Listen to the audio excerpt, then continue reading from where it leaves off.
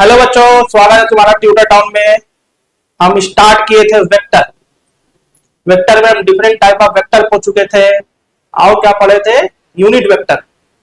कल मेरा जहां हुआ था वो था तोड़ना, किसी वेक्टर को कैसे तोड़ना है, वेक्टर को कैसे तोड़ना है। तो बेटा इसी जगह से हम स्टार्ट करेंगे resolution of A vector.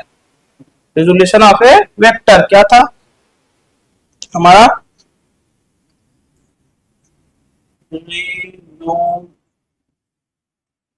Resolution of A vector मतलब वेक्टर को तोड़ा कैसे जाए। वेक्टर को तोड़ना और वेक्टर को जोड़ना इतना ही इंपॉर्टेंट है जितना तुम सुबह उठ के चाय पीते हो। इसलिए बहुत ही जरूरत है हमको वेक्टर को तोड़ना आना चाहिए, वेक्टर को जोड़ना आना चाहिए, नहीं तो ये तुम्हारी जिंदगी बर्बाद कर देगा। आज हम इसी को सीखेंगे कि वेक्टर को कैसे तोड़ा जाता है। देखो ध्यान से, हमने कल क्या पढ़ा था कि सर वेक्टर के पास अपना खुद का मैग्नीट्यूड होता है और खुद का डायरेक्शन होता है। जो खुद का मैग्नीट्यूड होता है वो टेल की लंबाई बताता है, कितना लंबा है टेल, और जो डायरेक्शन होता है वो यूनिट वेक्टर बताता है। कल चर्चा इस पे हो चुकी थी। तो मेरा मन था कि मैं एक वेक्टर को बनाऊं और एक कहानी सोचूं कि इसको तोड़ा कैसे जा सकता है। एकदम खड़ी लाइन होनी चाहिए। ये वेक्टर को मैं बना दिया। कोई मैंने कहा कि मेरे पास ए वेक्टर है, कुछ भी मान लो ए वेक्टर है, तो ए वेक्टर के पास अपना खुद का क्या होगा? अपना खुद का पूंछ की लेंथ को मैग्नीट्यूड कहते हैं, और आदमी टोपी पहना हुआ आदमी उसका डायरेक्शन बताता है। टोपी पहना हुआ आदमी उसका डायरेक्शन बताता है। कल इस पे भयंकर चर्चा हुई थी। क्या हुई थी वो तुम जाके पिछला वीडियो देखना, तो थोड़ा सा तुम्हें फील आएगा कि वेक्टर को कैसे हम बनाते हैं, कैसे क्या करते हैं। Orthogonal form of unit vector क्या होता है, आई का काम क्या होता है, जे का काम क्या होता है, के का काम क्या होता है। तो देखो बेटा, मेरे पास एक वेक्टर थी। क्या था? एक वेक्टर था। देखो ध्यान से, अब मैंने सोचा कि उसको तोड़ा जाए, इसको तोड़ा जाए। तो ध्यान से समझो बेटा कि पहले जब हम किसी वेक्टर को तोड़ते हैं तो कैसे तोड़ सकते हैं बताओ। ऐसे नहीं कि कैंची लेके काट दिया, कैंची लेके काटना नहीं है इसको। यहां समझो कि सब तोड़ेंगे इसको, तो तोड़ने से पहले जब कभी भी पोजीशन वेक्टर बनाते थे, पोजीशन वेक्टर का लेक्चर हो चुका है। जब कभी भी हम पोजीशन, वो वेक्टर जो पोजीशन बताए उसके लिए क्या फिक्स करते थे? ओरिजिन। ओरिजिन फिक्स करके हम पोजीशन, जहां जिसको पोजीशन बताते तो वहां हेड होता था, जहां से चलते थे वो ओरिजिन, ओरिजिन फिक्स कर देते थे। अब इसको तोड़ना है तो अब इसको भी तोड़ने में सबसे अच्छा ओरिजिन। ओरिजिन कहाँ ले सकते हैं रियलिटी में? तुम्हारा जहां मन करे वहां ले लो। ओरिजिन हम ऐसे लेते हैं जिससे हमारा न्यूमेरिकल इजी हो जाए। हम एक्सिस ऐसे चूज करते हैं जिससे हमारा न्यूमेरिकल इजी हो जाए, सॉल्व करने का प्रोसेस थोड़ा इजी हो जाए। इसलिए अपने आप से ओरिजिन चूज करते हैं और एक्सिस बनाते हैं। हमने कहा कि मैं ओरिजिन ये फिक्स करूंगा, मैंने इसको फिक्स किया ओरिजिन। तो कहोगे एक्स डायरेक्शन में क्या होगा? एक्स इस डायरेक्शन में क्या होगा? वाई।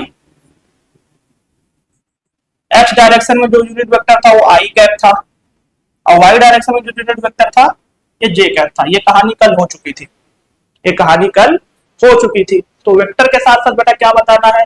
इसका डायरेक्शन बताना है। अब देखो बेटा, एक होता है यूनिट वेक्टर, वो खुद के वेक्टर का डायरेक्शन बताता है। एक वेक्टर का डायरेक्शन होगा जो हम ड्रॉ करेंगे। ड्रॉ करने के लिए मुझे क्या बनाना पड़ेगा? एंगल। जब तक क्वेश्चन में यूनिट वेक्टर की चर्चा ना करें तब तक हम उस पर नहीं जाएंगे यूनिट वेक्टर पे। पर दिमाग के किसी कोने में यह चलना चाहिए कि यूनिट वेक्टर वो वेक्टर होता है जो वेक्टर के खुद का डायरेक्शन बताए। खतरनाक बात।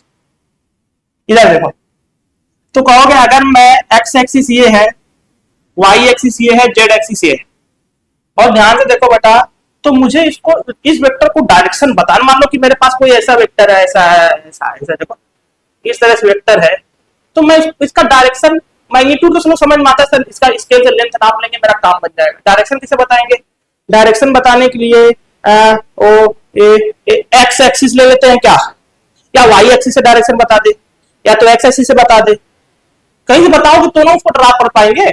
उसको ड्रॉ कर देंगे तो कभी आगे पढ़ते हैं, जब हम हायर एजुकेशन पे जाते हैं तो उसको जरूरत पड़ती है कि चीजों को कैसे वो रिलेट किया जाए।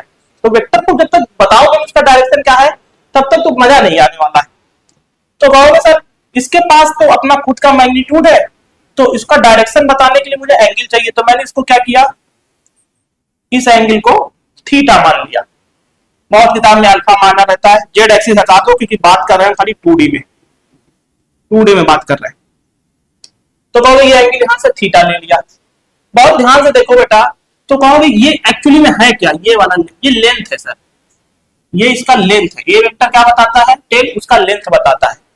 और देखो ध्यान से, तो कहोगे ये वाला साइड क्या होगा और ये वाला साइड, देखो ट्रायंगल बना क्या, तो कहोगे अगर इसको बताओ इसका लेंथ मुझे निकालना हो इसका, तो इसका लेंथ कैसे निकाल पाओगे, इसको बोला वेक्टर एक्स, एक्स क्यों बोला, कहोगे वेक्टर का वो कंपोनेंट जो एक्स डायरेक्शन में है, और इसको क्या बोलूंगा, वेक्टर का वो कंपोनेंट जो वाई डायरेक्शन में है। कहोगे ये लेंथ इसके बराबर होगा, तो इसको ये लेंथ इसको बराबर होगा, तो मैंने इसको बोल दिया ए वाई,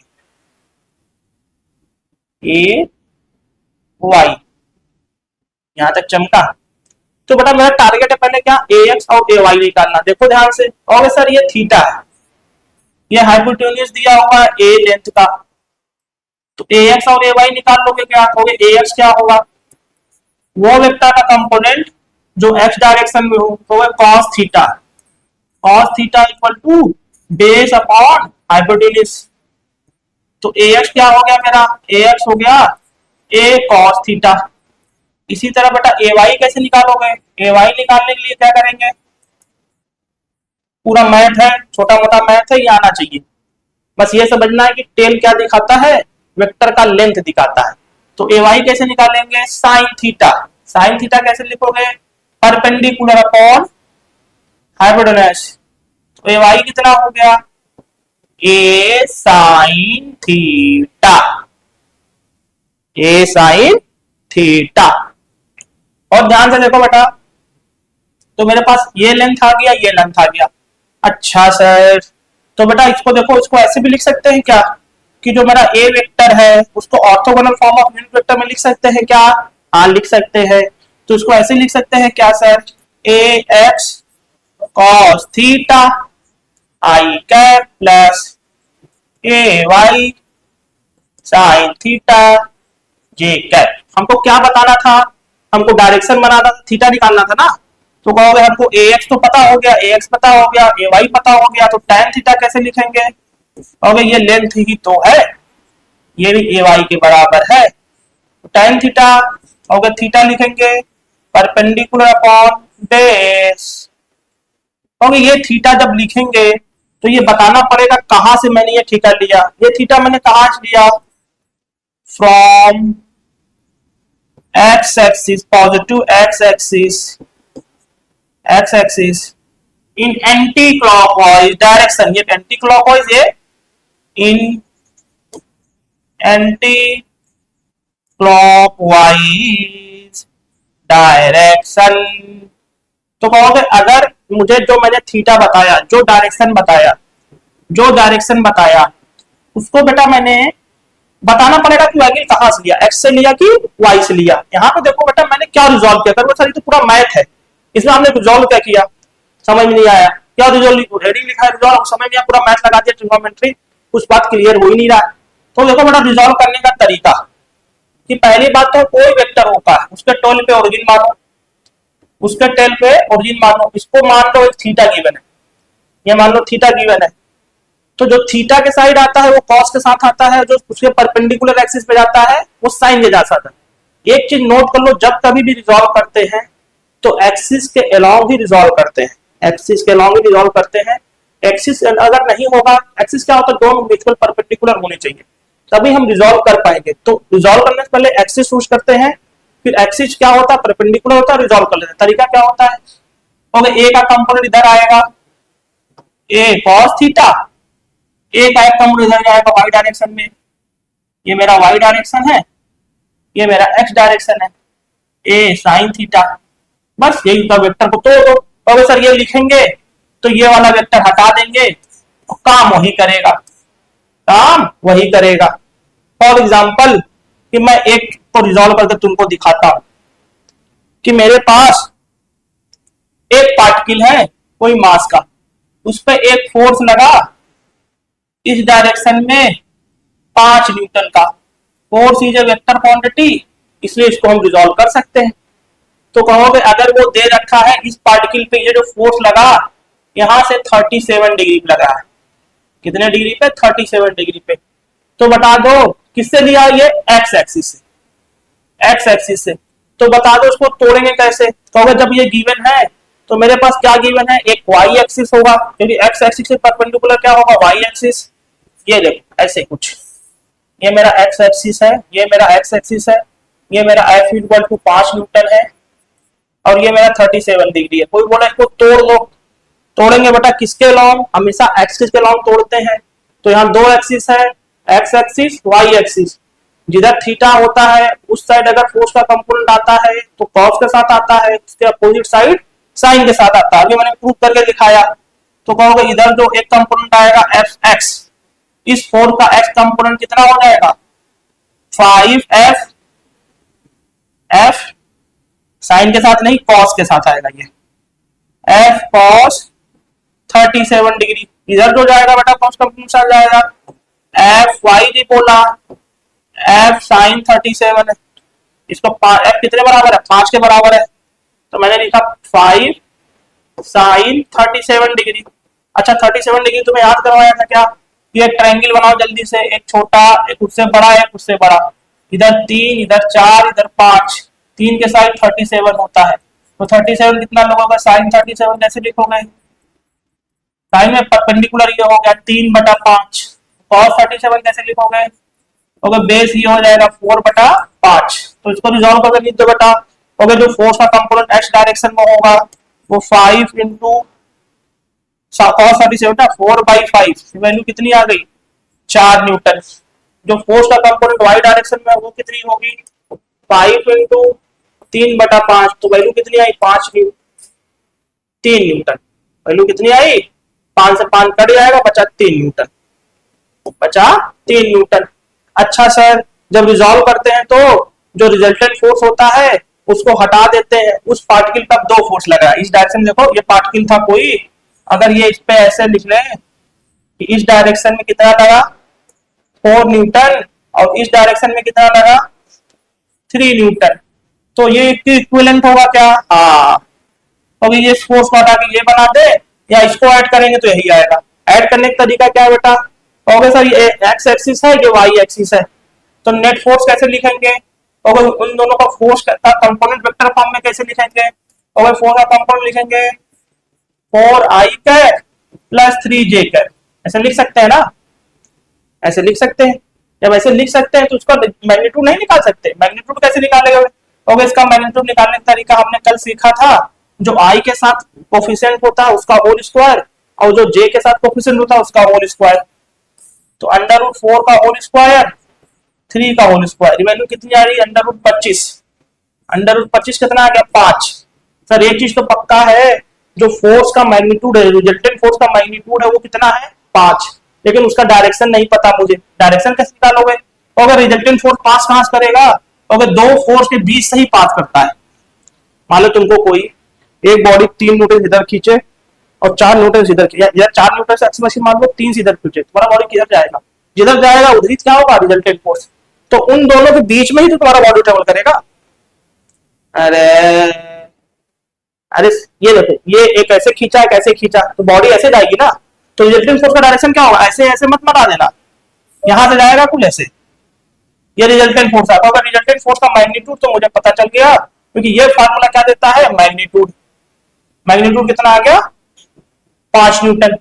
लेकिन डायरेक्शन नहीं पता। कहोगे डायरेक्शन 37 आया, देखो मैंने तोड़ा फिर जोड़ा, तोड़ के जोड़ रहा हूं, ध्यान समझना। तो कहोगे डायरेक्शन निकालने के लिए क्या करते थे? यहां से थीटा मान लेंगे। तो क्या करते थे बेटा? कहोगे y को यहां पैरेलली शिफ्ट कर देंगे, तो ये वाला लेंथ कितना होता था? कहोगे जो ये लेंथ होता था वही लेंथ है, होगा 3। तो tan theta equal to perpendicular upon base. यहां से tan थीटा की वैल्यू कितनी होगी? कहोगे tan 37 कितना दिख रहा है? परपेंडिकुलर 3/4। अच्छा तो थीटा कितना आ गया? 37 डिग्री। बहुत बढ़िया, बहुत सुंदर, मजा आ गया, बहुत बढ़िया। कुछ कुछ फील हुआ कि सर कैसे तोड़ते हैं फिर कैसे जोड़ते हैं। अभी मैं तुम्हें वेक्टर को जोड़ने का जो फार्मूला और रामबाण तरीका वो तो पता ही नहीं, वो एडिशन में चर्चा होगी। मैंने तुम्हें बताया कि ए आई जे के फॉर्म में अगर वेक्टर रहे तो उसको कैसे मैग्नीट्यूड निकालते हैं, कैसे डायरेक्शन निकालते हैं। इसी वेक्टर को मैंने पहले तोड़ा, इसी वेक्टर को फिर मैंने जोड़ा। जोड़ने का तरीका अंडर रूट ए स्क्वायर प्लस बी स्क्वायर, वो आगे चर्चा होगी। मैंने तुम्हें आई जे के फॉर्म से जोड़ के बताया। देखो बेटा, रिजोल्यूशन ऑफ वेक्टर की बात चली है तो एक न्यूमेरिकल कर लेते हैं। बेटा ये अगर तुमको नहीं आया, रिजोल्यूशन इतना ज्यादा इंपॉर्टेंट है, अगर तुम्हें कोई भी वेक्टर को तोड़ना नहीं आया तो फिजिक्स तुम्हें परेशान कर देगा ये टॉपिक। हर दूसरे पेज पे रिजोल्यूशन करना होगा, हर पहले दूसरे पेज पे रिजोल्यूशन। वेक्टर एकदम घुस गया है उसमें, फोर्स घुस जाएगा, फिजिक्स में घुसा हुआ है, तो अच्छे से आना चाहिए रिजोल्यूशन कैसे होता है। हाँ देखो, ए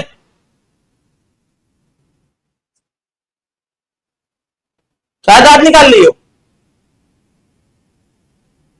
इधर देखो क्या बता रहा था, इधर देखो, इधर की इधर, इधर देखो। हाँ, तो हमको एक न्यूमेरिकल करते हैं रिजोल्यूशन पे, फिर आगे बढ़ते। देखो बेटा, तोड़ने पे एक न्यूमेरिकल करते हैं कि अगर एक न्यूमेरिकल मैं देखता हूं तो मैं पहले तुमसे बहुत सिंपल क्वेश्चन पूछूंगा लेकिन बहुत इंपॉर्टेंट है। थोड़ा फील आना चाहिए चीजों को कैसे करते हैं। फील आने के लिए इस न्यूमेरिकल को बहुत ध्यान से देखना कि मैं कैसे कर रहा हूँ, रिजल्टेंट कैसे निकाल रहा हूँ एंड सो ऑन। क्यों बेटा, चलो इधर देखो, जो न्यूमेरिकल है मैंने क्या किया कि मेरे पास एक्सिस मैंने पहले डिफाइन कर दिया। लो भैया, खूबसूरत एक्सिस। खूबसूरत एक्सिस मतलब कि जब कभी भी एक्सिस बनाना तो खूबसूरती उसकी क्या होनी चाहिए कि दोनों परपेंडिकुलर होना चाहिए, परपेंडिकुलर होना चाहिए। अगर परपेंडिकुलर नहीं हुआ तो वो एक्सिस नहीं है। एक्सिस मेरा जैसे मन करेगा वैसे मान लेंगे। देखो इधर बेटा, कहोगे ये अगर मैंने इसको एक्स एक्सिस माना और इसको वाई एक्सिस माना, क्वेश्चन में क्या क्या दिया है बेटा देख लो। कह रहा है कि मेरे पास फोर्स दिया हुआ है, फोर्स दिया हुआ और एक्सिस डिफाइन कर दिया है। तो देखो इधर जो फोर्स दिया हुआ है इसको बोला F1, ये हुआ 2 न्यूटन, ठीक है। यहां जो फोर्स दिया हुआ है खूबसूरत फोर्स, वो बेटा ऊपर से दिया हुआ 37 डिग्री पे, 37 डिग्री पे और 37 डिग्री, 37 डिग्री पे दिया हुआ है, 37 डिग्री पे। और इसको बोला F2 इक्वल टू 10 न्यूटन, ठीक है। और यहां से एक एंगल लगाया है, इसका वैल्यू दिया हुआ है 8√2, जो बोला है F3 यहां से 45 डिग्री पे। पहले क्वेश्चन में लिखूंगा, क्वेश्चन ध्यान से पढ़ना फिर करना। एक और फोर्स दे देता हूं, इधर देखो इस डायरेक्शन में F4 equal to 10 Newton. Question कर रहा है find the resultant force, find करिए the resultant force and its direction. खतरनाक बात, डायरेक्शन आता है तो तोते उड़ने लगते हैं लोगों के। तुम्हारे पास 2 मिनट है, वीडियो को पास करो और जितनी लड़की आगे बैठी दांत मत निकालो, आराम से को कैलकुलेट करो कि इसका डायरेक्शन कैसे निकलेगा। देखो बेटा ध्यान से समझो। अच्छा, बहुत बढ़िया सर, बहुत सुंदर। Video pause, start. चलो मैं करता हूं, टाइम खत्म। देखो तो अगर इसका 2 कंपोनेंट होगा। पहली बात तो एक्सिस, और सर इस फोर्स को तोड़ने की जरूरत है ही नहीं क्योंकि ये एक्सिस के लॉ है, और इस फोर्स को भी तोड़ेंगे नहीं। अच्छा बेटा सर अभी तो हम एडिशन सब्ट्रैक्शन पढ़े नहीं, फिर आप तोड़ के रिजल्टेंट फोर्स कैसे निकलवा सकते हो। यहाँ बेटा देखो, जो हमारा एक्सिस है, जो हमारा रिजल्टेंट फोर्स जो हम ऐड करते हैं, देखो इसमें सिंपल से भाषा है कि दो पैरेलल वेक्टर को तो डायरेक्ट ऐड कर सकते हैं ना। मान लो तुमको कोई इधर से 10 न्यूटन से खींचा और एक बंदा और तुमको तो 20 न्यूटन से खींचा, तो इधर नेट फोर्स कितना लगा, 10 + 20 30 न्यूटन। तो पैरेलल फोर्स को हमेशा ऐड कर देते हैं। एंटी पैरेलल फोर्स को कहोगे इधर कोई 20 न्यूटन से खींचा, इधर कोई 50 न्यूटन से खींचा, तो तुम्हारा बॉडी किधर जाएगा, इधर जाएगा 30 न्यूटन से। तो कहोगे एंटी पैरेलल है तो बड़ा माइनस छोटा, पैरेलल है तो आंख बंद करके ऐड कर देंगे। देखते हैं आगे क्या आ जाता है आंसर, पहले इतना करते हैं। कहोगे इसका दो कंपोनेंट होगा, इधर जाएगा गिरेगा, तो कितना होगा इसका, कहोगे इसको नहीं तोड़े इसको तोड़े, इधर कॉस के साथ आएगा 10 cos 37, cos 37 कितना होता है 4/5। और इस फोर्स का इधर कंपोनेंट आ गया कितना 8, इस फोर्स का इधर कंपोनेंट कितना होगा 10 sin 37, sin 37 कितना होगा 3/5, इधर कितना आ गया 6। चलो इसको तोड़ते हैं, और इस फोर्स का इधर कंपोनेंट कितना होगा ला 8, 1/2 cos के साथ आएगा ना, ये फोर्स इंटू cos 45, तो ये फोर्स कितना 1/2 इंटू cos 45 1/√2, तो इधर कितना आ गया 8। इस फोर्स का इधर कंपाउंड जो होगा sin भी 45 होता है, तो इधर कितना आ गया 8। और जब रिजॉल्व करते हैं तो मेन फोर्स को नहीं बनाते, तो मैंने एक सुंदर सा फिगर भी बनाया कि सर पैरेलल एंटी पैरेलल दिख जाए मुझे, मैंने ऐसे बनाया। इधर पहले से 2 था, एक और आ गया कितना 8, इधर पहले से कितना था, पहले से कुछ नहीं था, जो उधर आया 8 का आया, इधर आया कितना 6 आया, इधर कितना था, इधर है 8, इधर कितना है, इधर कितना है, इधर कितना है 10, बस देखो। तो इधर 8, इधर 2 और 8, इधर कितना है 6 और 8, इधर 10 हो गए। इन दोनों को ऐड कर देंगे क्या, दोनों पैरेलल फोर्स है तो 14 न्यूटन हो गया, इधर 10, इन दोनों को ऐड कर सकते हैं क्या, इधर 10 न्यूटन। तो होगा कैसे, आप दोनों देखो ये दोनों कैसे दिखे एंटी पैरेलल, तो ऊपर कितना चला गया बेटा, हो गया 14, ऊपर बड़ा बड़ा है देखो 14 - 10, ऊपर कितना गया 4, 10 - 2, अरे सही कर रहा हूं 8 से 14 ही होता है ना, हाँ। फिर 10 - 2, इधर वाला क्या होगा 10 - 8, इधर कितना है 2, तो कहोगे ये तो एक्स एक्सिस रहेगा, ये तो वाई एक्सिस रहेगा। तो इस फोर्स को कैसे लिख सकते हैं, कहोगे फोर्स इसको लिख सकते हैं, जो नेट फोर्स होगा वो कैसे लिख सकते हैं 2y cat plus 4j cat. अरे बोलो ये नेट फोर्स कहां से पास करेगा, यहां से पास करेगा, लेकिन इसका डायरेक्शन नहीं पता, अरे सर डायरेक्शन तो निकाल लेंगे, सब कुछ सही है, हाँ हाँ सब कुछ सही किया होना कैलकुलेशन। चलो तो नेट फोर्स हो गया, इसका मैग्नीट्यूड कितना होगा सर, होगा मैग्नीट्यूड निकालने के लिए इसका कोफिशिएंट का होल स्क्वायर कर देते हैं, 2 का होल स्क्वायर प्लस 4 का होल स्क्वायर, 416 √20 √20। पता नहीं मुझे लग रहा है कुछ गड़बड़ किया हूं क्या मैं, 8√2, इधर बचा नेट 2, इसका 8 आया, 6 14 आया, इधर कितना आया 6, चल तो √20 आ गया F/√2।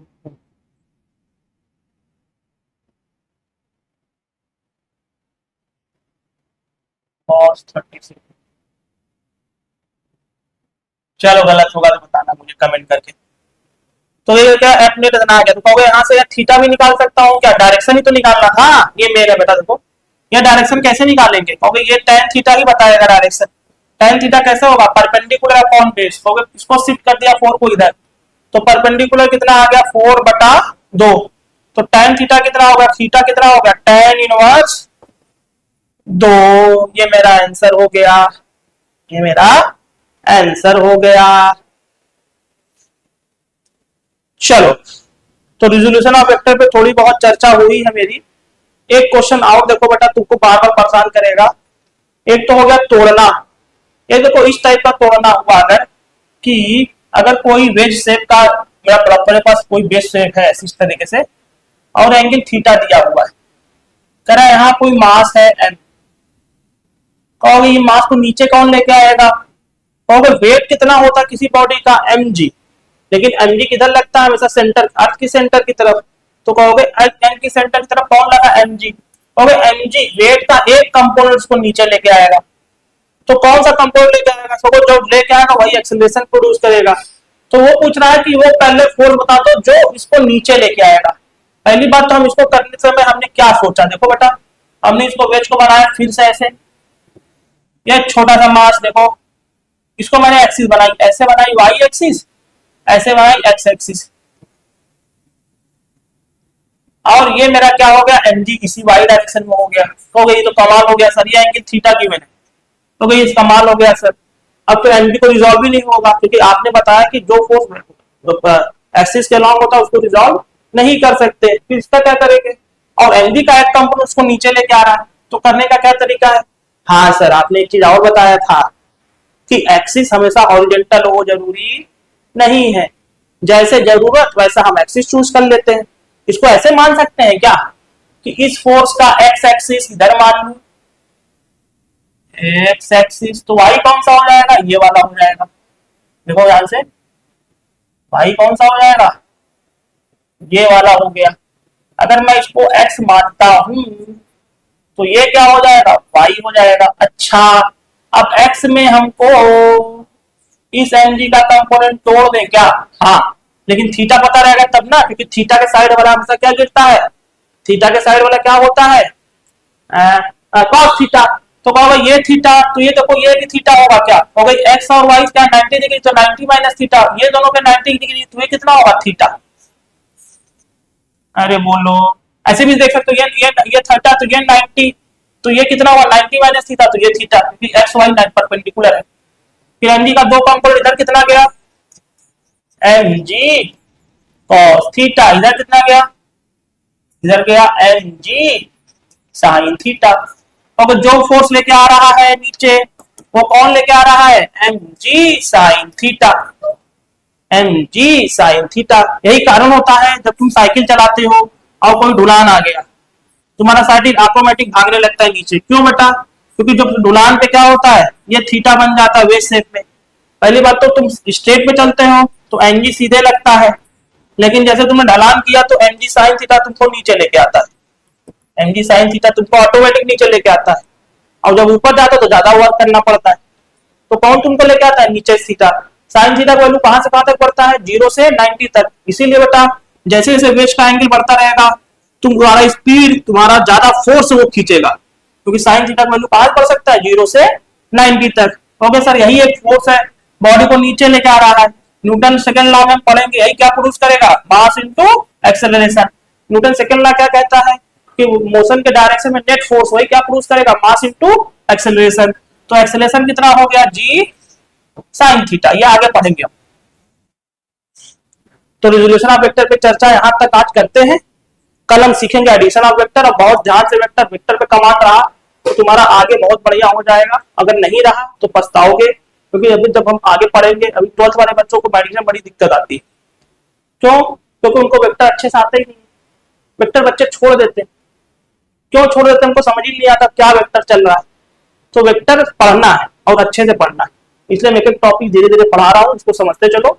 इस पे हम कल चलेंगे एडिशन ऑफ वेक्टर, आज रिजोल्यूशन खत्म हो गया, कल स्टार्ट होगा एडिशन ऑफ ए वेक्टर।